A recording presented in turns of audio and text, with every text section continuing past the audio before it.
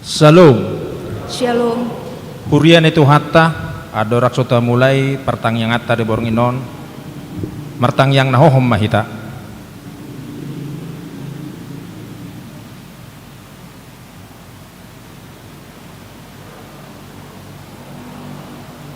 Amin.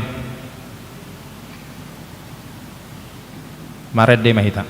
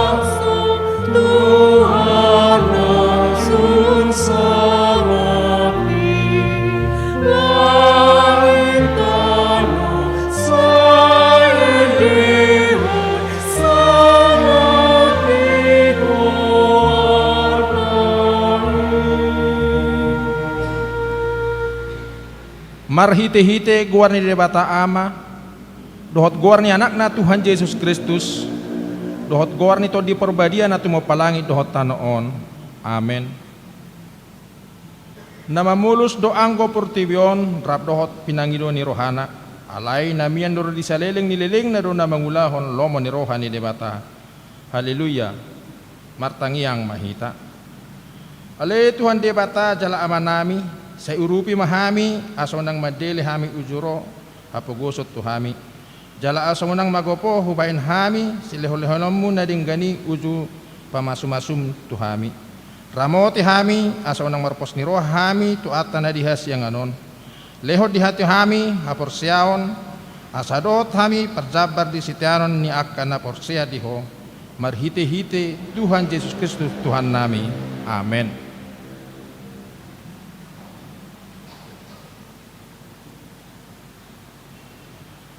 Turbuk epistel di pertanyaan bornginon himana tersurat di Psalme 20 ayat sada sah rodi ayat sia tazahama marsikat sorin edde sian si Daud saya dialu si Jehovah maho diari hagugutan saya dipatibul guarni debatan si Jakob maho Di tengoson mahu panupahyon sian bagas sabadiaon jala ditukolho sian Sion. Saya marnikot maibana di sude akka pilihanmu si panganon. Saya talmisma di rohana akka pilihanmu si tutungon sela. Saya direhon matuho si subut roham jala dipasaut nasa sakapmi. Asa mariaya hitamida hatuaon mi jala mamiorhon tonggol mangasahon guarni debatatay. Saya dipasaut Jehovah manasa pangiduanmu. Nuain pe huboto takas na tinupahan si Jehovah saya lusana do ibana sian akal langit abadion nai marhite-hite aka pangabahan hatun si Jehovah Mangasahon hureta dohot hoda do yang go nasida alayang ko hita guarni di Jehovah debatatay do ita ingot martukapan jala matinggangan yang go nasida alai anggo hita tongdo masibohot jongjong. Saya tupahi marajai ale Jehovah saya alusi mahami diari pangalu-aluan nami ido sahatna martua do akan atu mangion hatani debata jalan nau peopsa. Amen.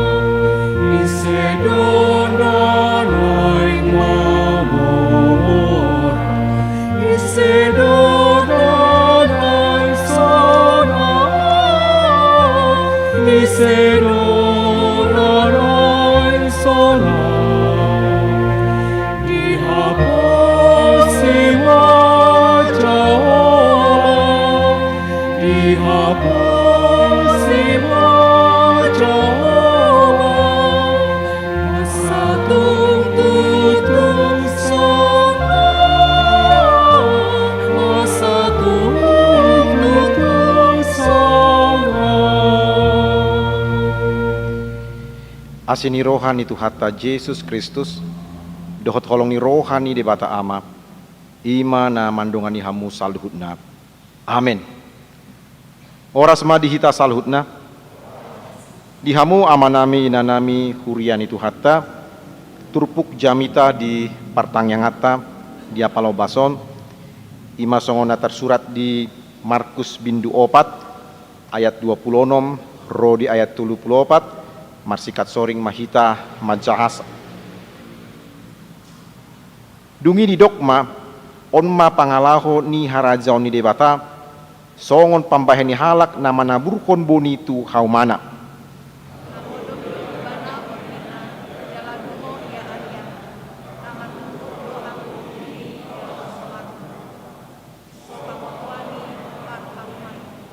Aisian guguna sadiri di patubutanui jumolo hauna, dungi biurna, dungi eme naporngisi di bagasan biurnai.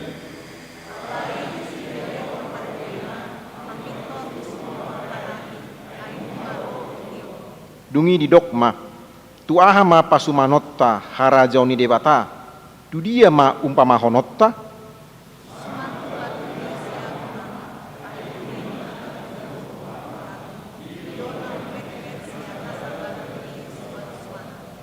Alai dung sinaburhon si burmai tubu gabe tumipo sia nasa ikorata jala balgama dakana pola tarbahen do pidung namar tonga-tonga langit marasar di linggoman nai.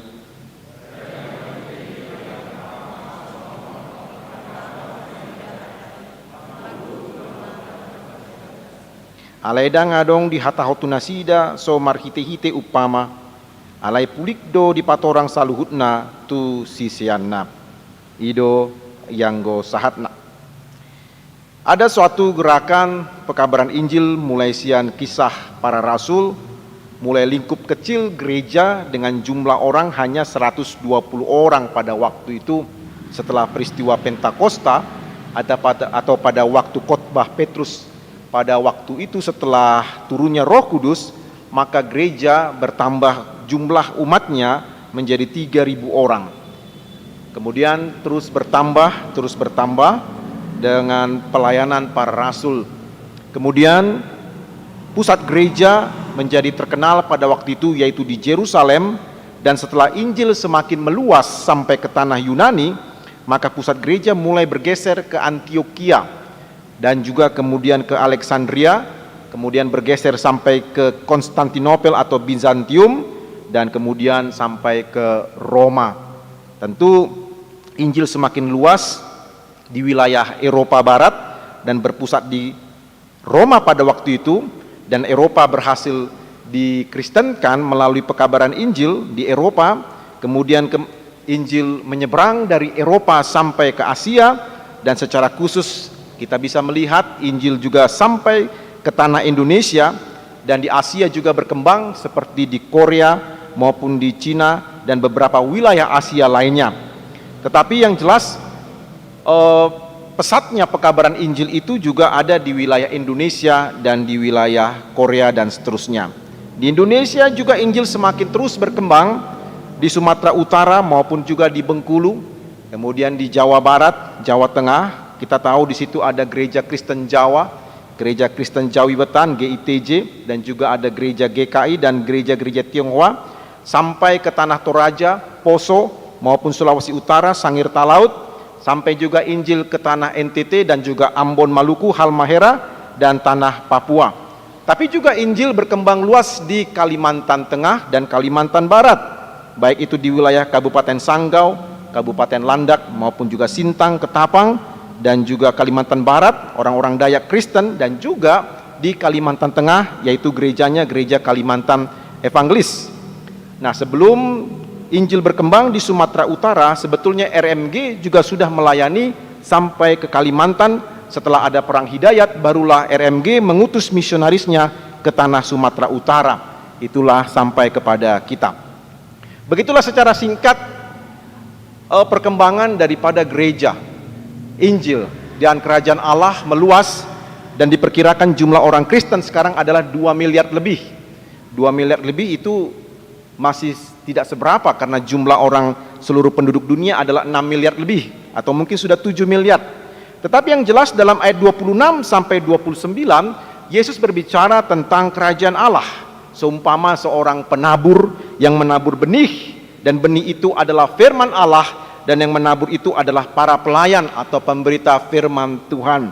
Yesus menaruh perhatian sebetulnya pada perkembangan kerajaan Allah, dan perkembangan kerajaan Allah itu tentu diwujud nyatakan dengan perkembangan pemberitaan firman Tuhan, karena pelebaran kerajaan Allah itu selalu dihubungkan dengan pemberitaan firman Tuhan.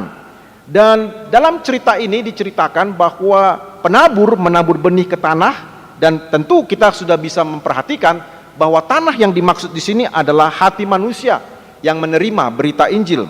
Injil diberitakan dalam satu kurun waktu, dalam satu konteks, dan si pelayan atau si penabur benih kemudian beristirahat di malam hari, diceritakan dalam teks itu.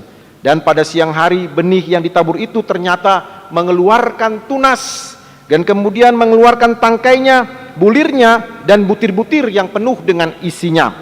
Bagaimana proses terjadinya itu tidak ada yang tahu. Saya pikir kita pun tidak pernah tahu bagaimana proses pertumbuhan daripada benih-benih yang ditanam oleh para petani itu. Bagaimana prosesnya terjadi tidak ada yang tahu. Tetapi ketika esok harinya, maka si penabur benih sudah melihat bahwa benih yang ditanam itu sudah bertumbuh dan sudah ada butir-butir yang penuh dengan isinya. Dan bila sudah tiba waktunya sudah masak, maka orang akan segera menyabit di musim menuai.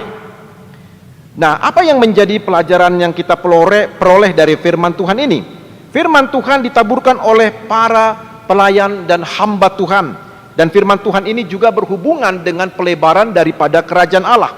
Semua orang percaya yang telah dibaptis dan mengaku percaya kepada Tuhan Yesus Kristus adalah para pemberita firman Tuhan tanpa terkecuali apakah itu pelayan full timer ataukah bukan, tetapi yang jelas adalah seluruh jemaat Tuhan yang menjadi percaya, yang telah dibaptis dan telah mengakui iman mereka adalah para pemberita firman Tuhan.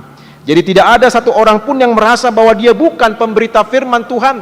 Semua orang yang sudah dibaptis tadi harusnya mengambil peran dalam posisi mereka masing-masing untuk menjadi penabur benih dan pemberita firman Tuhan. Tetapi yang harus kita perhatikan di sini adalah kerajaan Tuhan itu tidaklah statis, tetapi selalu berkembang dan terus berkembang. Bila Injil diberitakan dan firman Tuhan sudah tertanam di hati manusia, maka akan ada suatu proses firman Tuhan akan bertumbuh, dan kita tidak tahu kapan itu akan bertumbuh. Tetapi yang dipentingkan di sini adalah upaya pemberitaan firman Tuhan kepada banyak orang agar hati manusia pada satu titik tertentu akhirnya dia mengakui Yesus Kristus sebagai Raja. Pengakuan dirinya tentang Yesus sebagai Raja, maka sebetulnya orang itu sudah masuk di dalam satu perkembangan dari wilayah kerajaan Allah. Itu sebabnya Injil harus diberitakan, tapi prosesnya memang ditentukan oleh Allah sendiri. Allah lah yang menentukan kapan benih Injil itu akan bertumbuh dan berbuah. Itu bukan usaha manusia, itu bukan usaha ataupun program-program daripada pengkhotbah tadi, ataupun juga program-program gereja. Itu ditentukan oleh Allah sendiri. Soal iman dan soal pertobatan adalah pekerjaan daripada Allah Roh Kudus. Di saat firman diberitakan, maka memang selalu ada dua respon manusia yang mendengar firman Allah, yaitu respon untuk tidak percaya atau menolak, ataupun juga respon menerima. Tetapi kita jangan lekas putus asa, karena ketika firman Tuhan diberitakan, Roh Kudus itu juga yang akan bekerja di dalam hati manusia dan akan memberikan pertumbuhan, walaupun orang itu pada mulanya menolak firman Tuhan. Jadi yang penting adalah kita selalu memohon belas kasihan kepada Allah. Yang penting adalah kita sebagai umat Tuhan memohon supaya firman Tuhan yang sudah diberitakan itu mengalami pertumbuhan dalam proses pertumbuhan iman yang dikerjakan oleh Roh Kudus. Memang seringkali kita orang tua mengeluh, memang seringkali orang tua kita sebagai orang tua seringkali tangis bila melihat keluarga atau anak kita yang sampai sekarang mungkin belum melihat anaknya mengalami pertobatan ataupun juga mengalami iman. Tetapi sebenarnya kita tidak perlu menjadi putus asa, karena tugas kita hanyalah mewartakan benih firman Allah itu. Soal pertumbuhan dan soal iman itu bukan bagian yang istilahnya harus kita campur tangan ke dalamnya. Memang seringkali kita tidak tahan dengan kelakuan daripada keluarga ataupun orang lain, tetapi kita harus memahami bahwa benih firman Allah bila sudah ditaburkan, maka izinkan saja Roh Kudus untuk bekerja, supaya disitulah dalam waktu yang ditentukan oleh Allah sendiri akan terjadi perubahan, yaitu iman dan pertobatan. Jadi kita harus memahami bahwa iman dan pertobatan itu merupakan hak prerogatif Allah, dan kita mempunyai tugas hanyalah untuk mengambil peran sebagai pewarta firman. Kita harus mengambil bagian dalam peran pertumbuhan dan pelebaran kerajaan Allah.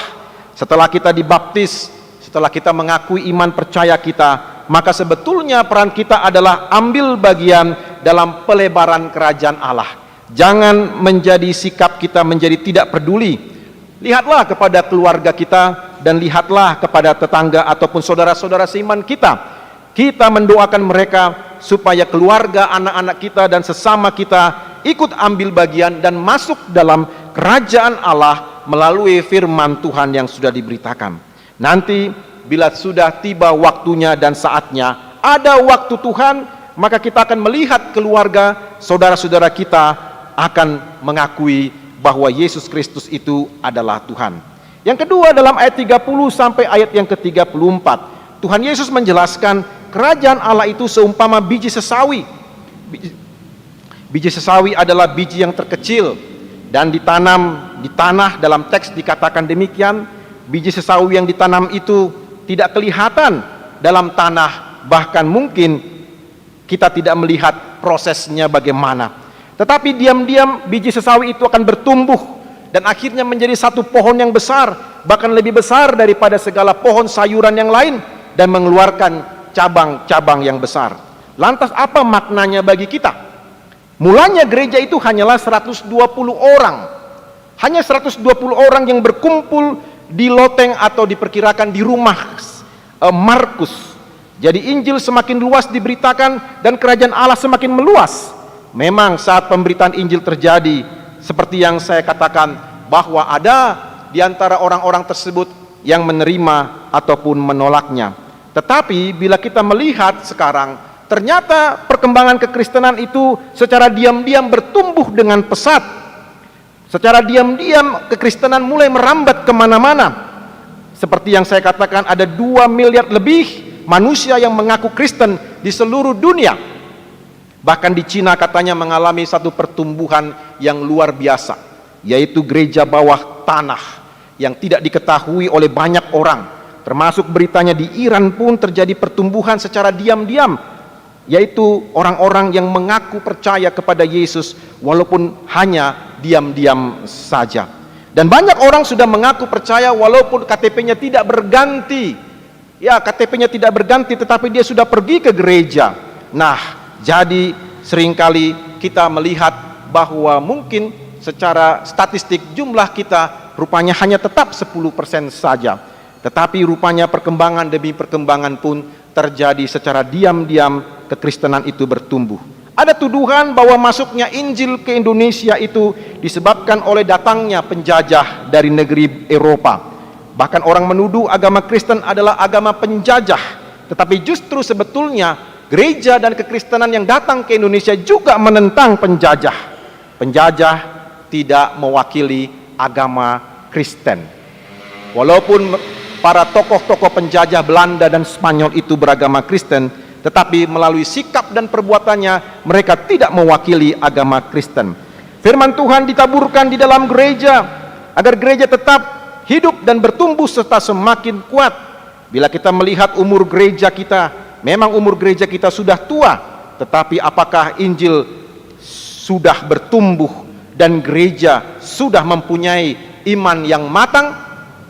Apakah Injil sudah meresap ke dalam hati kita dan gereja sudah semakin kuat imannya dan besar pengaruhnya di dalam pelayanannya maupun pengaruhnya di lingkungan masyarakat. Kalau teks firman Tuhan tadi, kerajaan Allah itu seperti pohon yang besar dan cabang-cabangnya begitu kuat. Apakah gereja kita juga sudah membuka jalan Injil bagi orang-orang yang belum percaya kepada Yesus sebagai tanda bahwa iman gereja kita itu sudah semakin tumbuh dan kuat? Kerajaan Allah seharusnya semakin besar dalam gereja kita, semakin meluas seiring dengan pertambahan jumlah anggota, seiring dengan pelebaran daripada pelayanan. Kerajaan Allah seharusnya semakin berkembang di tengah-tengah lingkungan dan masyarakat, bahkan berpengaruh besar dalam keluarga kita, dalam anak-anak kita, dalam pribadi-pribadi orang Kristen, sehingga dengan demikian setiap orang Kristen itu juga sungguh mengambil bagian dalam pelayanan dan Injil semakin luas dikenal oleh banyak orang. Jadi dengan demikian kita tidak bisa mengambil, atau istilahnya kita tidak boleh hanya diam-diam saja duduk dengan tenang mendengarkan firman Allah, tetapi wujud daripada iman kita itu adalah ikut ambil bagian bagaimana supaya kerajaan Allah itu semakin luas dan semakin lebar melalui pemberitaan Injil, sehingga banyak orang dalam pengaruh gereja kita, banyak orang yang mendengarkan firman Allah, dan gereja pun semakin kuat dan luas serta besar di dalam pelayanannya. Jadi bukan sekedar banyak uangnya, bukan sekedar banyak programnya, tetapi apakah kerajaan Allah itu juga sudah dinikmati oleh orang-orang di dalam jemaat kita dan mungkin oleh orang lain. Ternyata bila kita pasif, kita akan ketinggalan. Allah tidak menunggu kita siap atau tidak siap. Saya belum siap, Amang. Allah tidak pernah menanti atau menunggu kita siap, karena kerajaan Allah harus terus berkembang. Allah tidak pernah menunggu kita dulu harus sekolah dulu dan sebagainya baru kita bisa siap dalam pelayanan. Tidak. Tetapi bagaimana supaya kebenaran firman itu berkembang luas, itulah yang dinantikan oleh Allah dari diri kita.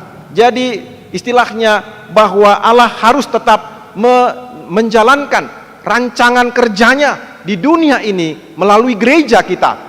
Jadi dia tidak perlu harus menunggu-nunggu kita, entah 2 tahun, 3 tahun, 4 tahun, 5 tahun, tidak. Tetapi bagaimana respon kita orang percaya meresponi rancangan Allah supaya kerajaan Allah semakin luas dan lebar, dan banyak orang-orang di sekitar kita, keluarga kita yang menerima berkat dari firman Allah. Jadi seperti yang sudah saya terangkan tadi, ketika kita menjadi percaya, dibaptis, dan sudah mengakui iman kita, maka sepatutnya kita ambil bagian dalam proses pertumbuhan dan pelebaran kerajaan Allah itu, supaya dengan demikian banyak lagi dari 1.400 kakak ini yang ambil bagian di dalam pelayanan. Banyak lagi dari anak-anak kita yang dibangunkan iman kerohaniannya. Banyak lagi dari remaja dan naposo bulung kita yang ambil peran di dalam pelayanan gereja. Dan dengan demikian gereja kita mempunyai pengaruh yang besar dalam situasi kondisi masyarakat kita, supaya orang melihat istilahnya sekilas saja kerajaan Allah itu di dalam gereja kita. Gereja memang bukan kerajaan Allah secara utuh, tetapi orang bisa melihat kerajaan Allah itu melalui gereja ini. Gereja, saya ulangi, bukan kerajaan Allah secara utuh, tetapi gereja adalah sekilas bisa orang melihat ada wujud kerajaan Allah. Nah, dengan demikian kita ambil bagian sebagai pewarta, pemberita firman Tuhan, ikut menabur benih bagi keluarga kita, ikut menabur benih firman bagi sesama kita, dan kita melihat efeknya. Kita mempersilakan Roh Kudus bekerja, membiarkan Dia berkata-kata, dan mempersilakan pertobatan mereka dikerjakan oleh Roh Kudus, dan kita akan bergembira dan bersukacita seperti kata firman Tuhan tadi. Bila tiba waktunya, maka penabur itu akan menuai hasilnya. Kita pun juga berharap kepada Tuhan agar ladang dari jiwa-jiwa atau umat kita segera menguning, dan kita menabur kebenaran firman Tuhan itu, dan saatnya tiba kita pun menuai orang-orang datang ke dalam kerajaan Allah. Jadi mari kita yang percaya ini ambil bagian dalam pemberitaan firman Tuhan, karena rupanya firman menjelaskan Kristus memperhatikan proses pemberitaan firman Allah. Kristus memperhatikan bagaimana Injil diberitakan, dan kita harus ambil bagian di dalamnya supaya gereja HKBP kita menjadi berkat. Mari kita berdoa. Bapa, terima kasih buat firman-Mu pada malam hari ini, agar kiranya kebenaran sabda Allah ini tertanam di dalam hati kami, dan kami pun ambil bagian dalam pelayanan di tengah-tengah gereja-Mu, dan kerajaan Allah semakin meluas. Kami bersyukur kepadamu Bapa, di dalam nama-Mu Tuhan Yesus kami berdoa. Amin. Kita memuji Tuhan.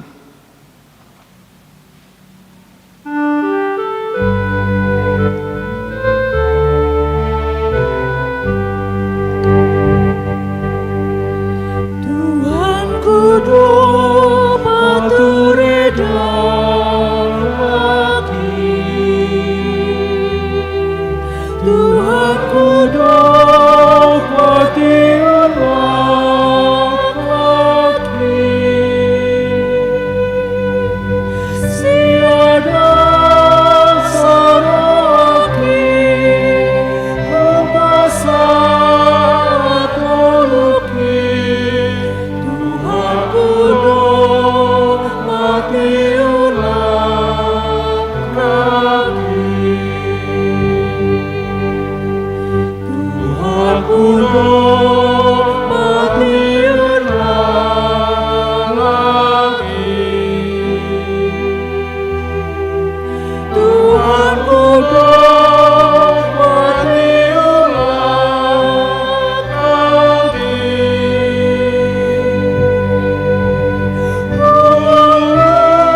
Hidup lagi sepada alami, Tuhanku dapat diulang lagi.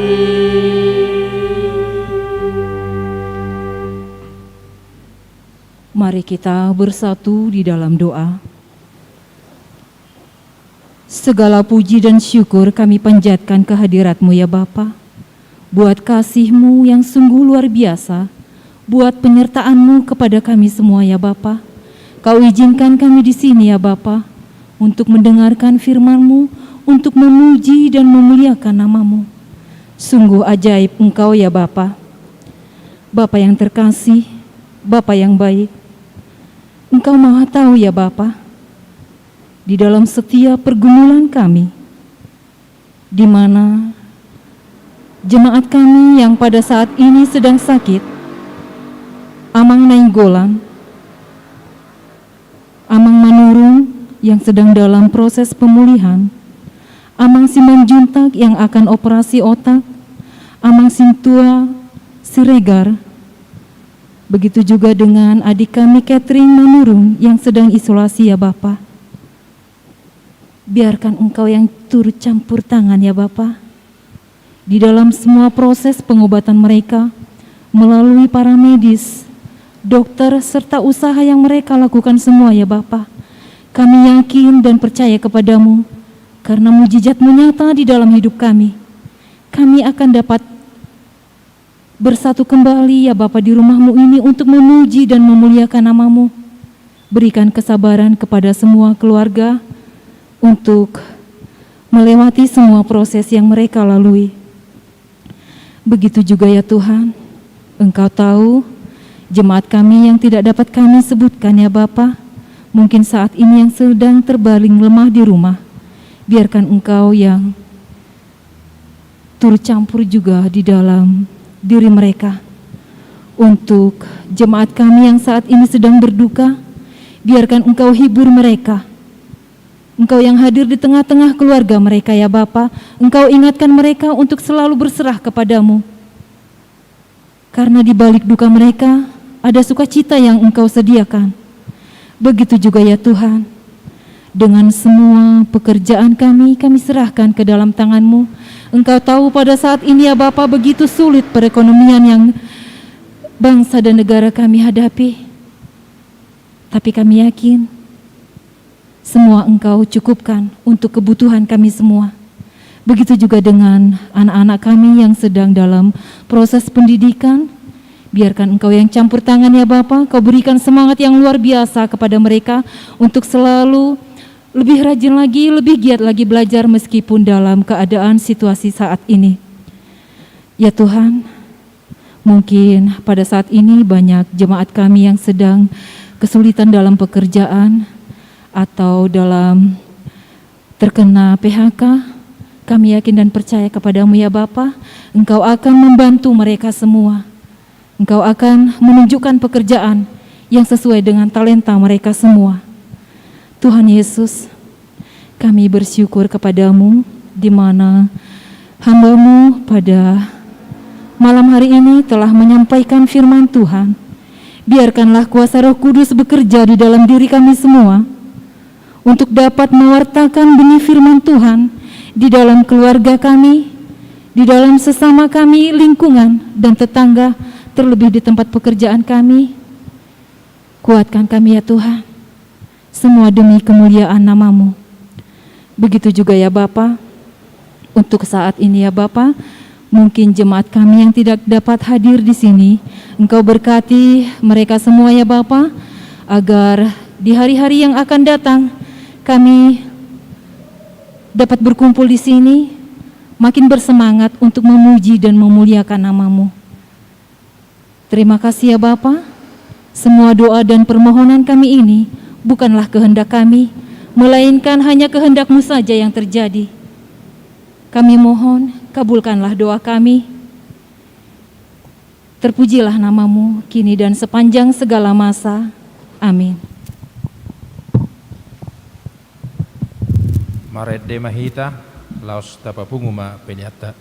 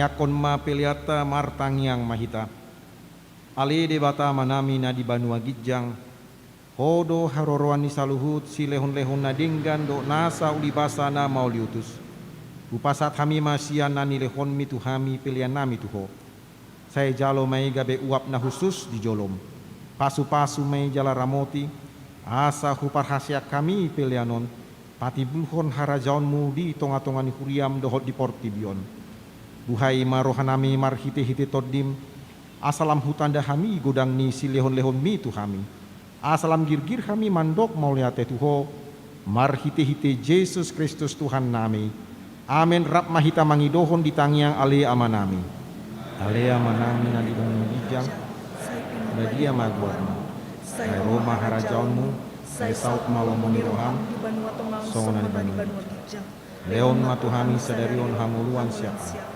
Sesa malusana di dosa ni dongan nama dosa Tuhan undang kami togilin pamunjunan palu ama siang pamago ay hodon puna ala jauh dohot hago gogo ro dia sama pon saleling nileleng na amin Saya didongani asini rohani Tuhatta Yesus Kristus. Dohot holong ni rohani de bata ama. Dohot parsauran ni tod di parbedia mahamu saluhutna. Amin.